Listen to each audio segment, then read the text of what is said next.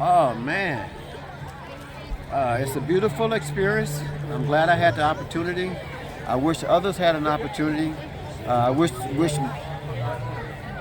just like Maine, there are other cities and states that have festivals and stuff like this, and I wish everyone could share in this opportunity and spread a little love, provide a little unity, and now's the time. So my famous words are: love is the key, unity is the solution, and now is the time. You're visiting your wife's family. Visiting my wife's family. She is. I'm actually filming you right now, if you don't mind. Yeah. Jordans, Woosters. Okay. Ann Wooster is my wife's name. Okay. Her dad was George Wooster, George and Eleanor Wooster. Okay. They both all lived out on Little Narrows Lake. Okay. Been coming up here for 40 years. I served and I was drafted during the Vietnam era. Okay. I didn't go to Vietnam. I was drafted into the medical corps. That's why you see the hat here now. I'm retired as an Army nurse. I'm retired civil service as well. Used to work for the Department of Veterans Affairs. And home originally Mississippi, Shannon, Mississippi. I grew up in a little town south of Tupelo, Mississippi, Elvis's birthplace. Okay. Shannon. Yeah. I did my basic training at Fort Polk, Louisiana, in July 1972. 50 years ago, 53 years ago, I was in in basic training right now at Fort Polk, Louisiana. So, if you would like to have a visual of that time frame, I was born September 20, 1972. Get out of here. September 21st, I got out of basic training and was headed to San Antonio on a bus, to Fort Sam Houston. It's also known as Brooke Army Medical Center. It was a famous place, used to be the burn center down there. Yeah. So, did you serve in Vietnam? I did not. You did? Able to? When I got out of basic training, this was during I got out of AIT, they call it Active Individual Training for my medical training. I got out of training in December. And Nixon put a freeze on everybody going to Vietnam. They started drawing back the troops. So the unit I was going to was Bravo Company, 15th Medical Battalion, 1st Cavalry Division, who had just gotten deactivated.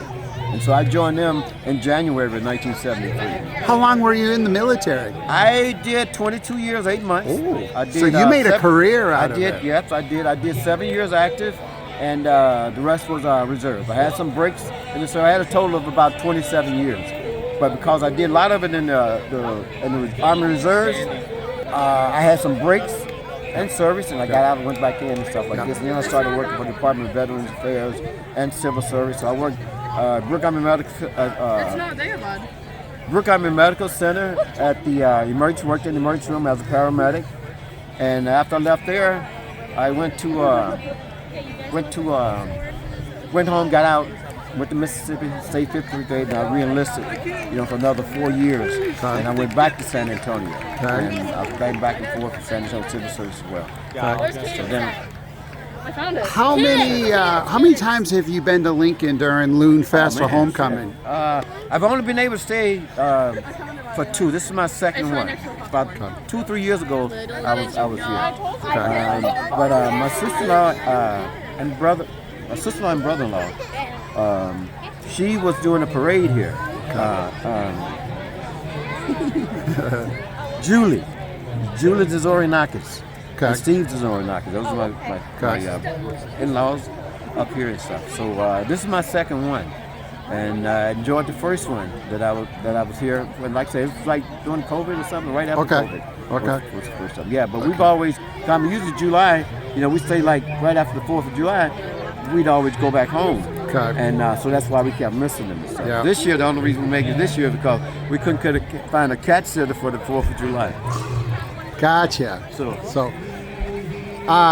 what would you like to tell the people at Loonfest this year? Oh man, it's a beautiful experience. I'm glad I had the opportunity. I wish others had an opportunity. I wish. Just like Maine, there are other cities and states that have festivals and stuff like this, and I wish everyone could share in this opportunity and spread a little love, provide a little unity, and now's the time. So my famous words are: love is the key, unity is the solution, and now is the time.